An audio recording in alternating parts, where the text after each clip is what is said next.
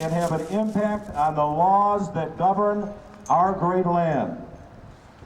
Those rights were trampled with the passage of this SAFE Act. This legislation did nothing to make our children safer, nothing to make our families safer, nothing to make our communities safer. It did nothing to prevent violent criminals from doing what they do best, committing violent crimes.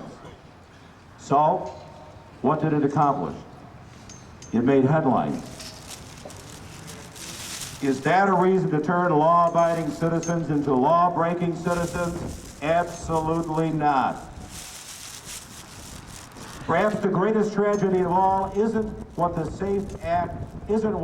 SAFE Act, but how the SAFE Act came to be.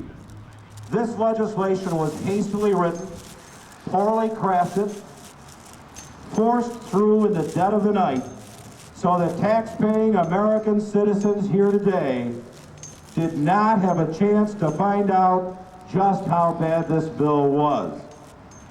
There were no public hearings. There was no public input. There wasn't even time for the legislature to review the bill.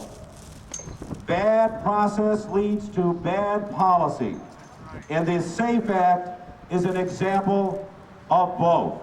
Almost gotta go! Almost gotta go! Now that we've had time to analyze and dissect this bill, we can see why it was forced so quickly on us. It's full of flaws and mistakes that even the bill's authors have no excuse for.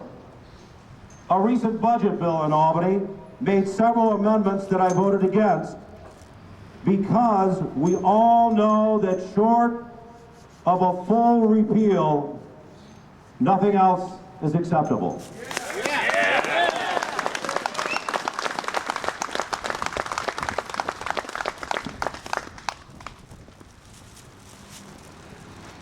I'm a prime co-sponsor on Assembly bill, and write these down or put it in the gray matter of your membrane. Prime co-sponsor of A6094 and A5608. These would not amend the SAFE Act, but repeal it completely and restore our rights as law-abiding citizens. From the bottom of my heart, I thank each and every one of you for being here today. To see this much participation in government should serve as a reminder to every elected official of why they got into public service in the first place, to serve the people of New York and represent their needs in government, to support and defend the Constitution against all enemies, foreign and domestic.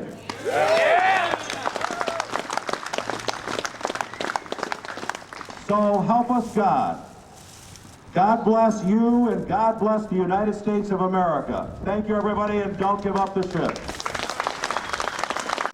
And sharing the stage with leaders such as Senator George Maziarz, Assemblyman Stephen Hawley, Chairman Dave Callard, and the great Bob Lonsberry, and members of the various organizations. And Gia, thank you for making today possible for all of us.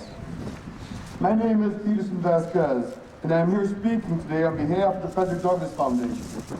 I was born and raised in the inner city of Rochester and currently live in West Henrietta with my heaven-sent angel, my wife Christine, and our 5 kids, and my 2 mother-in-laws.